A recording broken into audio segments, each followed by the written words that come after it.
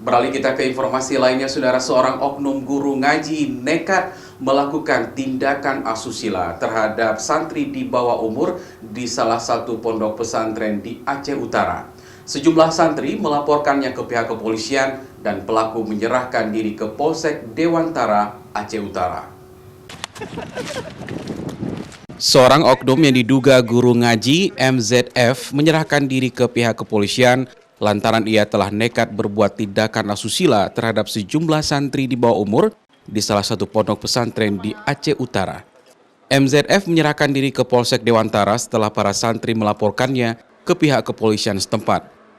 Aksi asusila itu dilakukannya lantaran pengaruh video porno yang sering ditonton, sehingga dirinya mengaku melampiaskan birahinya ke santri laki-laki di bawah umur karena dianggap mudah untuk dirayu. Sedangkan MZF mengaku sulit jika untuk merayu perempuan.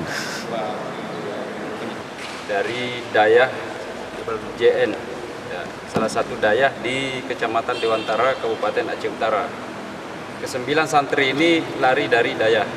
Ya, mereka datang ke sini, diterima di Polres, menerangkan bahwa mereka melarikan diri dari Dayah. Kemudian mereka melaporkan bahwa dari 2 orang teman mereka yang 9 orang ini mengalami pelecehan seksual yang dilakukan oleh salah seorang guru ngaji di daerah tersebut. Hingga kini kepolisian telah memeriksa 2 orang santri yang diduga menjadi korban tindakan asusila tersebut. Polisi juga mengamankan 1 buah buku catatan milik tersangka dan pakaian yang digunakannya saat melakukan tindakan tersebut. Zikri Maulana, Kompas TV, Lok Semawe.